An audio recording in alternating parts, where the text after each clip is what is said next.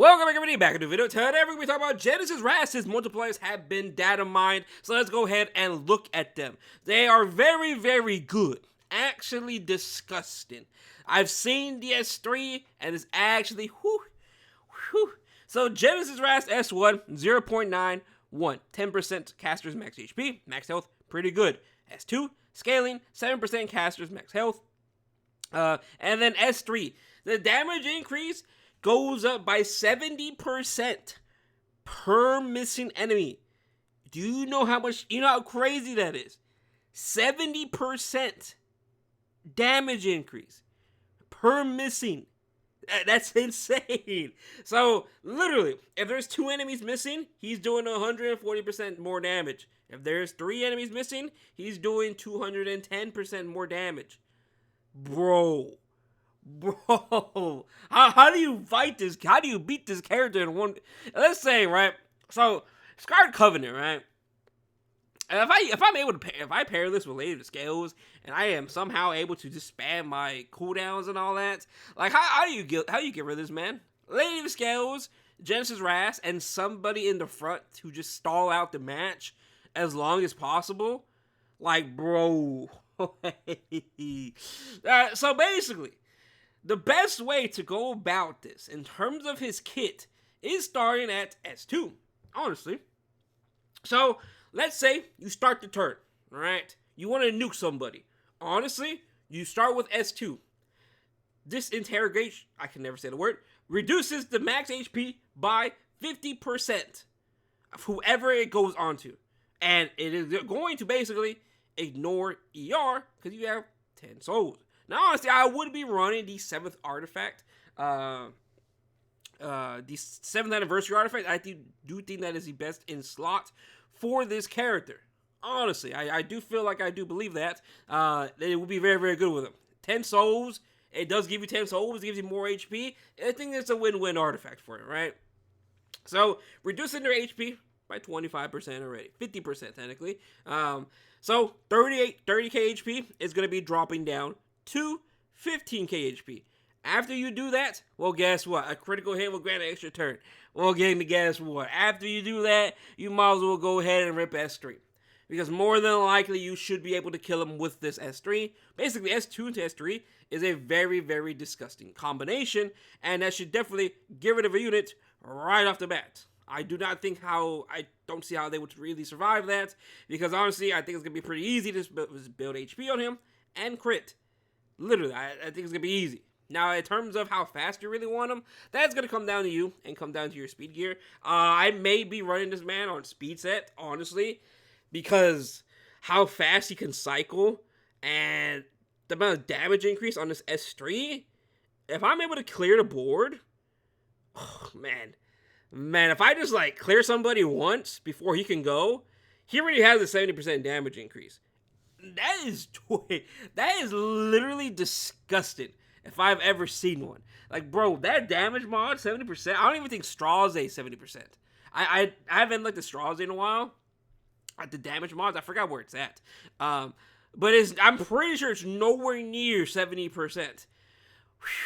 So that is going to be a very, very disgusting combo, in my opinion. S2 into S3.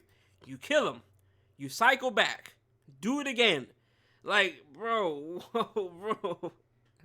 Man. Oh, I love to see that. And again, it's only a 4-turn cooldown. So, the chances of you cycling is going to be very, very fast. So let's go look at the S2 again, right? The S2 is... S2 is 3 turns. So let's say this. You S2, right? You get, it goes down to 2, right? Because it's an extra turn. You S3 on 2. Whoever has this debuff, that means this is going to be dropping down to 1 turn. All right. So this drops down to 1 turn, while this is basically still going to have, 3 turns left. That is still good. That is still very, very good. And on top of that, not only does he have that, the S1 has combat readiness push. This is why I do want him on speed set, because I think speed set is going to really speed him up. I'm talking like 270, 250. My FCC was 270, but no crit. So I could probably definitely make like a 270. Decent amount of crit damage and all that. I do need to go look at it in Fribbles and all that. But even if we go back here and look at the lesser enemies back here, start right here. Let's start right here, right? So let's look at this. So we see Genesis RAS in a 2v3 situation. One unit is already gone. So he is going to have a extra, you know what, let's make this better. Let's make this better, right? Let's go all the way up here. Let's go look at his first S3's damage, right? So let's see what it does. First S3, it does, like I did say, S2 to S3, it does 15,000 damage. All right, it kills the first unit. Understandable, right? That's usually going to be the best combination. Now let's go back here into where he does another S3. We do see him ripping S2 right here on the reknock. Don't really matter who it is, but it is lowering their HP by 50%. Now, again, it does cycle very, very quickly. He can probably almost just kill him with just the S1. Funny enough. It is very funny. It is kind of funny that he can really cycle very, very fast, right? So, let's see this. Let's skip this ahead. All right. And keep in mind, RAS comes back to life. Now, I am pretty sure Brysaria, Singelica should stop him from reviving, but he can easily just, he can do so much. Like, at first, I thought he was a little bit okay, like he was good and all that, but the more we look at this damage mods, that's kind of crazy, right? So the first S3 did 15,000 damage. Now, the second S3, let's see what it does. The second S3 does 17,000, 19,000.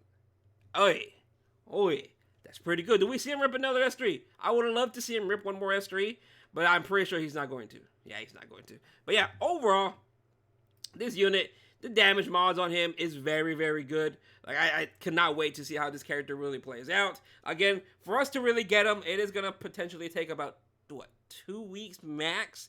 I think if there is no time gate on the mission number 2 and on the mission number 3. If there is time gated on that, then we're going to have to wait and find out. But from the looks of it, it looks like it's not going to be time gated. But again, if it's not, we should be getting them in potentially about 2 weeks. If you've been doing your daily mission, which hopefully you have been doing it.